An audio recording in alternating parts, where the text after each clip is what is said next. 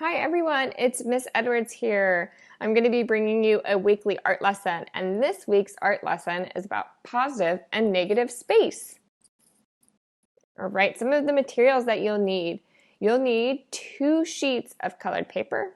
You could also use a black sheet of paper and a white sheet of paper. And if you don't have colored paper, you can color with a white sheet of paper, one solid color with crayons or markers, and then use a second white sheet of paper. You'll need scissors, glue stick, and/or tape. All right, this week's art vocabulary terms, starting with negative space. Negative space is the background or the area that surrounds the subject of work. Positive space refers to the subject or the areas of interest in an artwork, such as a person's face or a figure in a portrait, the objects in a still life painting, or the trees in a landscape painting. Those definitions are brought to you by the Whitney Museum, a famous museum that's in New York City. And lastly, we're going to learn about minimalism. Minimalism is an art type that artwork has little distractions and focuses on only what is valuable. It is a form of abstract art where geometric shapes like lines and rectangles and vertical blocks are repeated to create images. Now, this week's tutorial is brought to you by Art with John. He's going to explain step by step how to create positive and negative artwork. Now, if there are any technical difficulties, sometimes they exist with videos, so please be patient as I load them. Thank you.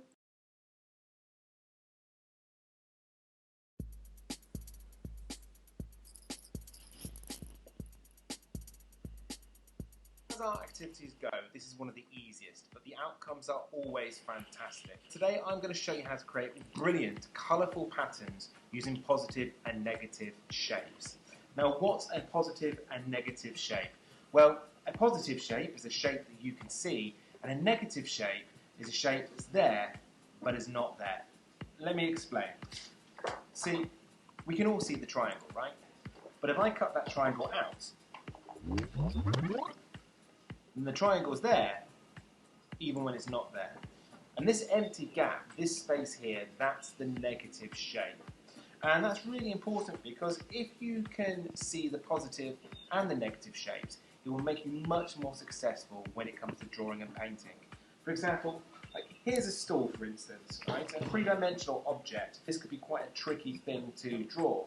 You have the outside shape, or the positive shape, and that's got lots of lines. But actually, if you were to focus on the internal negative shapes, it's much easier to build the picture because these negative shapes are really simple. That's kind of like a wonky rectangle. So positive and negative shapes is a really important thing for young people to learn, and it will really help them when it comes to their drawing later on as they develop further. Now, aside from that, there are loads of benefits to doing this art activity, whether you're doing it with Year 1 pupils all the way up. They're going to understand about colour, what colours go well together, what colours don't go well together, contrast, things like that. They're going to gain more cutting skills, which is always a great thing to practice. Everyone can do it because you can make this as simple or as complicated as you want, and it always looks fantastic. And it looks brilliant when put on display, especially when you have loads of them together. So definitely give it a go. I did it last week with some Year 6 pupils, and it looks like this, and this, and this, and this. And I think it's a fantastic quick activity. Probably about 45 minutes to an hour is all you need. You don't need loads of setup time. It takes hardly any time to tidy up at the end, and there's no mess, and it uses really cheap materials. So enough of me waffling on about it. This is how you actually make it.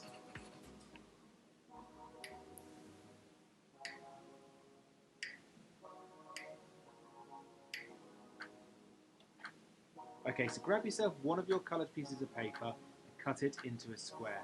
You don't want it too big, but then again, you don't want it too small. Then, on all 4 sides of that square, you want to draw a simple shape. It can be curvy, it can be geometric, but the trick is to keep it simple.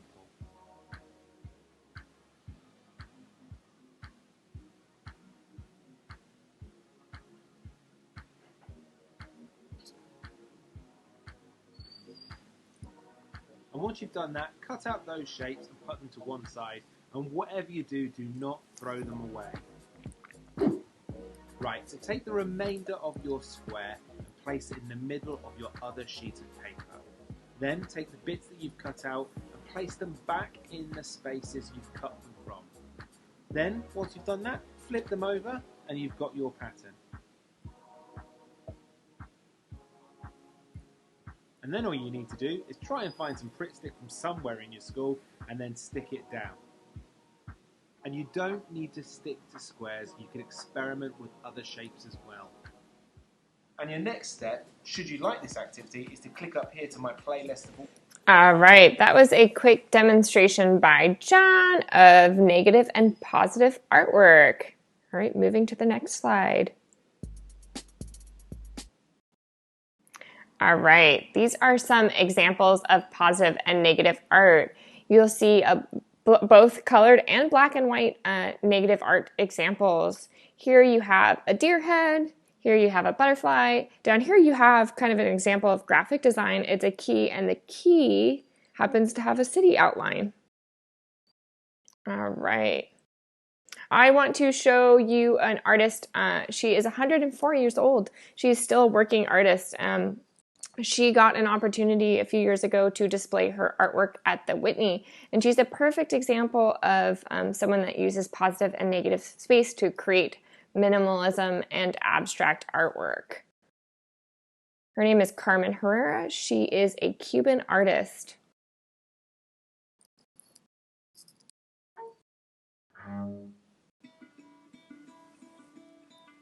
Carmen Herrera is one of the most interesting artists of the 20th century. She's still making work now in the 21st century at the age of 101, but this show focuses on her early work as a way to demonstrate the innovations she was making.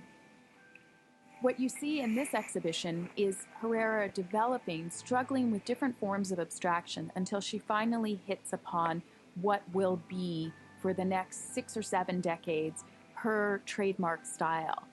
It's a process of distillation. By limiting herself, by narrowing it down to only what is most essential, she creates some of the most dynamic, eye-popping works of the 1950s, 60s, and 70s. It's hard not to fall in love with her. During the process of acquiring our 1959 Blanco e Verde painting, I met with Carmen Herrera many times, and I realized that the more of her work that you see, the more you appreciate it.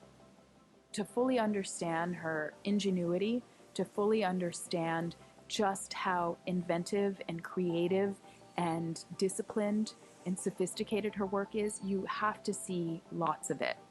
That's when I became convinced that we needed to do a show. Seeing just one work was not enough. Having one work in the Whitney's collection was not going to do her justice. Herrera is still working almost every day in her studio. She gets up and she goes to her drawing table near a window and gets out her pencils and her rulers and a stack of tracing paper and starts working through various compositional iterations. For her, she says it's the beauty of the straight line that keeps her going.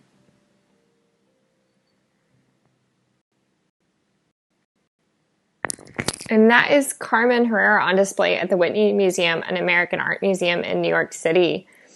All right.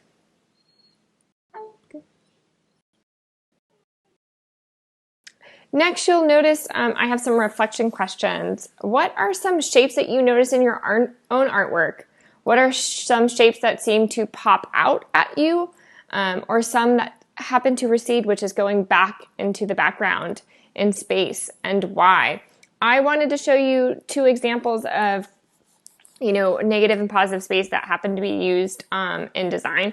One happens to be the NBC peacock. You'll see some kind of geometric shapes here, and then you'll notice that part of this makes a peacock. It happens to be a peacock and its feathers.